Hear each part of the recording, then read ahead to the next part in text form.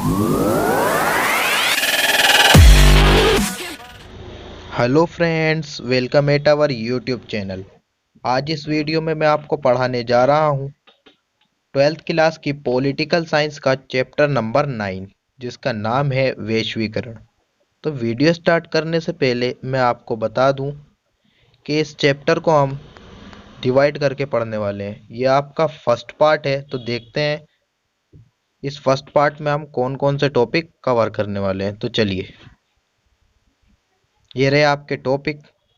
First topic है वैश्वीकरण की विशेषताएं, यानी कि इसकी अच्छाइयाँ, वैश्वीकरण के उदाहरण। थर्ड है वैश्वीकरण के प्रभाव मुख्यतः। और आपका फोर्थ है वैश्वीकरण के प्रकार। और फिफ्थ है वैश्वीकरण के राजनीतिक प्रभाव। तो चलिए वीडियो स्टार्ट करते हैं। आपका फर्स्ट टॉपिक आपके सामने है वैश्वीकरण की विशेषताएं। अब बच्चों, सबसे पहले आप वैश्वीकरण का मतलब समझिए। विभिन्न देशों के बीच में वस्तु और निवेश का होना वैश्वीकरण कहलाता है। बस सिंपल सी भाषा में वैश्वीकरण कहलाता है। जैसे कि आपस में भारत और चाइना का जैसे कि वस्तु का लेन देन होता है और निवेश होता है, उसको ही वैश्वीकरण कहते हैं। निवेश का मतलब होता है बच्चों इन्वेस्टमेंट, कोई भी चीज उसमें जमा करके रखना फ्यूचर के लिए। अब फर्स्ट पॉइंट देखेंगे हम इसमें, पूंजी, श्रम, वस्तु एवं विचारों की का गतिशील एवं मुक्त प्रवाह। पूंजी का मतलब होता है बच्चों पैसा, और श्रम का मतलब होता है मजदूर, वस्तु का मतलब तो आप जानते ही हैं। तो इसको इस तरीके से इकट्ठा करके मुक्त प्रवाह में रखना फर्स्ट पॉइंट हो गया आपका। सेकंड पॉइंट है आपका पूंजीवादी व्यवस्था, खुलेपन एवं विश्व व्यापार में वृद्धि। अब पूंजीवादी व्यवस्था में और विश्व व्यापार में वृद्धि हुई वैश्वीकरण के द्वारा। थर्ड पॉइंट है आपका देशों के बीच आपसी जुड़ाव एवं अतः निर्भरता। देशों के बीच आपसी मेल मिलाव यानी कि भाईचारा, और अतः निर्भरता यानी कि आत्मनिर्भरता। वो अपने आप खड़ा हो सकता था, अपने ऊपर आत्मनिर्भरता इसके कारण आई। और फोर्थ पॉइंट है बच्चों आपका विभिन्न आर्थिक घटनाएं, जैसे कि मंदी। मंदी का मतलब सस्ता, क्या बच्चों सस्ता। और तेजी महामारी, जैसे कि महामारियां anthrax, Ebola, HIV, AIDS, swine flu जैसे मामलों में वैश्विक सहयोग एवं प्रभाव। यानी कि वैश्वीकरण का महामारियों में बहुत ही सपोर्ट रहा। कौन कौन सी महामारियां थी वो? एंथ्रेंस थी, इबोला थी, HIV थी, एड्स थी, स्वाइन फ्लू था। इन मामलों में इसका बहुत ज्यादा सपोर्ट रहा। ये भी इसकी अच्छाई में आता है। तो चलिए, ये आपका नेक्स्ट टॉपिक है वैश्वीकरण के उदाहरण, यानी कि बच्चों एग्जाम्पल इसके। विभिन्न विदेश वस्तु की भारत में उपलब्धता, यानी कि विभिन्न देशों में जो वस्तुएं होती हैं वो भारत में होना एक इसका उदाहरण है। युवाओं के कैरियर, विभिन्न नए अवसरों का मिलना, यानी कि युवाओं को फ्यूचर के लिए सोचना, यानी कि इनके लिए नौकरियां निकालना। ठीक है बच्चों, युवाओं के करियर के लिए यानी कि फ्यूचर के लिए सोचना। थर्ड पॉइंट है आपका किसी भारतीय का अमेरिका कैलेंडर एवं समय अनुसार सेवा प्रदान करना। सही है, किसी भारतीय व्यक्ति है उसका अमेरिका द्वारा सेवा प्रदान कर रहा, अमेरिका कैलेंडर द्वारा सेवा प्रदान करना। ठीक है बच्चों। अब फोर्थ आ जाता है आपका फसल खराब हो जाने से कुछ किसानों द्वारा आत्महत्या कर लेना।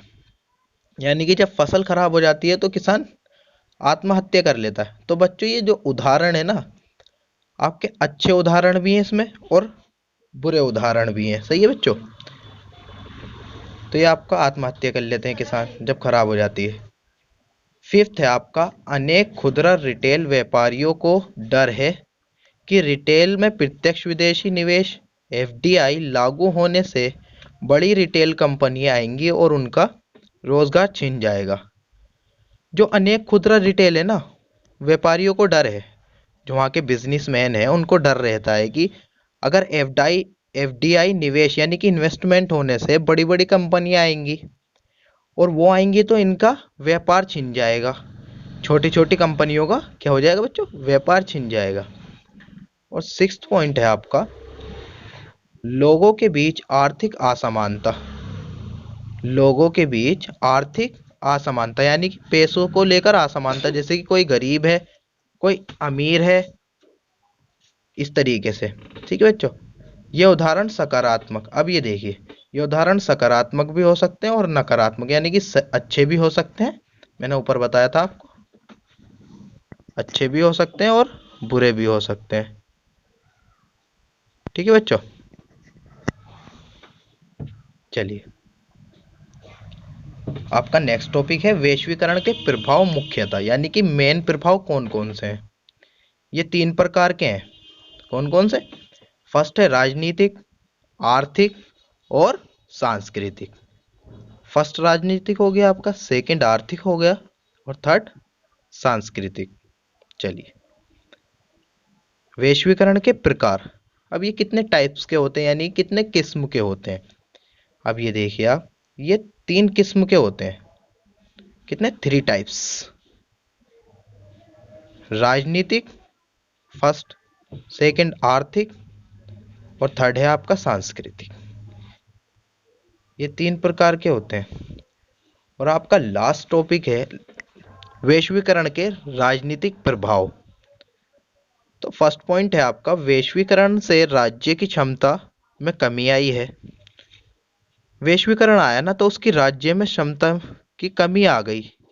राज्य कुछ एक मुख्य कार्य जैसे कानून व्यवस्था बनाना तथा सुरक्षा तक सीमित रह गया। अब वैश्वीकरण आया तो बच्चों राज्य की क्षमता कम हो गई। अब उसका क्या क्या काम रह गया? बस 2-3 काम रह गए। एक तो कानून व्यवस्था बनाना और सुरक्षा करना, यहाँ तक ही इसका काम रह गया, सीमित हो गया यहाँ पर ये। अब सेकंड पॉइंट है इसका, अब बाजार आर्थिक और सामाजिक प्राथमिकताओं का मुख्य निर्धारक है। अब बाजार सिर्फ आर्थिक और सामाजिक प्राथमिकताओं का मुख्य निर्धारक रह गया, बस होकर रह गया। किसके कारण? वैश्वीकरण के। ठीक है बच्चों, वैश्वीकरण राजनीतिक के कारण। थर्ड पॉइंट है आपका, राज्य की प्रधानता बरकरार है तथा उसे वैश्वीकरण से कोई खास चुनौती नहीं मिली। राज्य की जो प्रधानता है यानी कि लीडरशिप है, वो एकदम बरकरार है, पहले जैसी है। उससे वैश्वीकरण से कोई चुनौती नहीं मिली, उससे कोई फर्क नहीं पड़ा, ये समझिए आप।